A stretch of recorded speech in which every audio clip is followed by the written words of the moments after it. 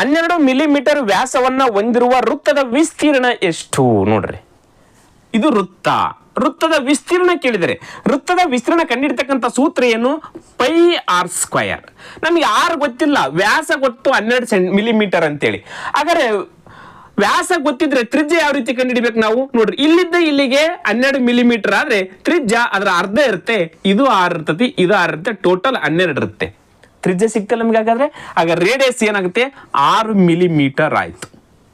ಹಾಗಾದ್ರೆ pi value ಹಚ್ಕೊಳ್ತಕ್ಕಂಥ ಅವಶ್ಯಕತೆ ಇಲ್ಲ. 22 ಡಿವೈಡೆಡ್ ಬೈ 7 ಅಂತ ಹಚ್ಕೊಳ್ತಕ್ಕಂಥ ಅವಶ್ಯಕತೆ ಇಲ್ಲ. ಯಾಕಿಲ್ಲ? 4 ಆಯ್ಕೆಗಳಲ್ಲಿ ಪೈ ಯಾವ ರೀತಿ ಇದೆ ಅದೇ ರೀತಿ ಅದ. ಹಾಗಾದ್ರೆ ಪೈ ಯಾವ ರೀತಿ ಹಂಗೆ ಹಚ್ಕೊಂಡ್ಬಿಡಮ್ಮ.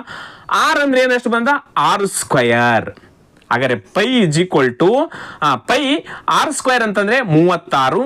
ಪೈ 36 ಅಂದ್ರೆ ಅಷ್ಟೇ. ಆಯ್ಕೆಯಲ್ಲಿ 36 ಪೈ ಅಂತದ. The right answer is 36 pi ಈ ವೃತ್ತದ ವಿಸ್ತೀರ್ಣ ಆಗಿರುತ್ತೆ.